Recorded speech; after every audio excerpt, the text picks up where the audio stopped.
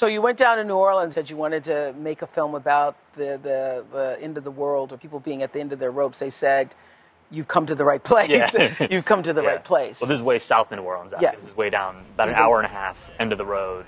Like, you drive to the end of the road, literally, and that's kind of where we shot the film.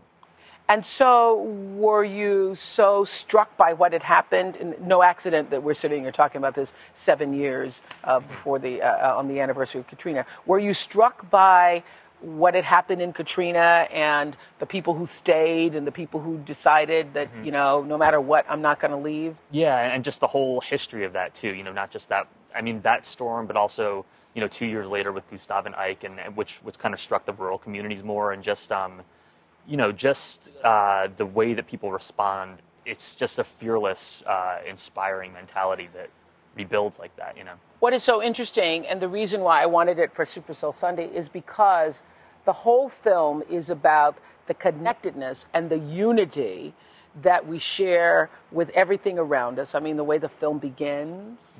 Yeah, the way the film begins. If we can run that clip, guys, with Hush Puppy. And the way the film repeatedly connects us to the people and to the universe around us. Where did that come from? You know, also I would say from the place. You know, it's a real.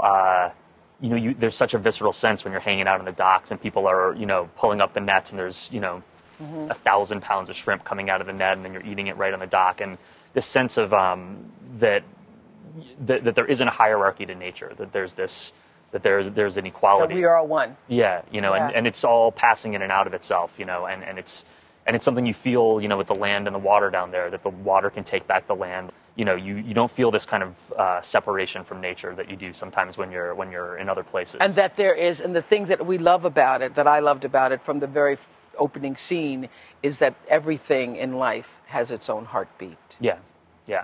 And that's Hush Puppies. And I remember feeling that way as a kid. You know, I was this animal similar to me, and this kind of, you know, it's before you kind of draw that sort of hierarchy that, oh, I'm at the top of the food chain, and you learn all this stuff. She's still at But this you point. felt that as a kid? You felt that as a kid? Yeah, I think so. That's how I remember just seeing, you know, nothing is separated, you know, just you don't see the separations when you're that young, or that's how I remember it. I love this line that Hush Puppy says, I see that I'm a little piece of a big, big universe, and that makes things right. Where did that come from? What inspired that line?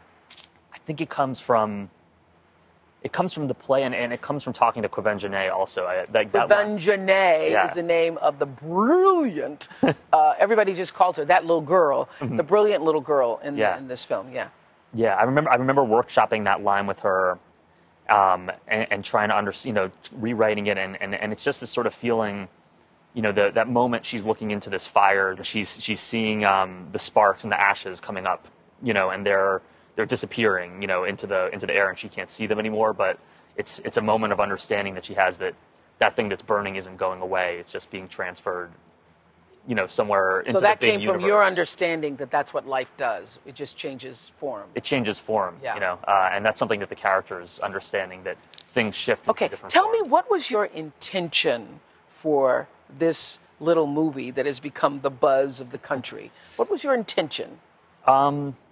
It's almost like an anthem to survivors, you know what I mean? And just this kind of, I wanted to make a film that kind of celebrated the holding out for your home and your culture, and refusing to be kind of pushed back, you know, and to create almost a song to that, you know, like a national anthem of what it is to kind of stand strong.